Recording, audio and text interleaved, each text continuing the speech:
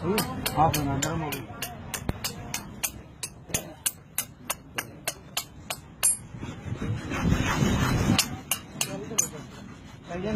चिमड़ जाएगा आपको पैसे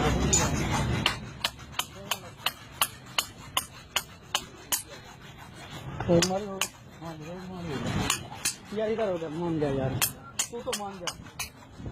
हमें तो फूड मंडी का कितने छोटा फूड मंडी में वो तो भाई कूटा है बताया और किसी ने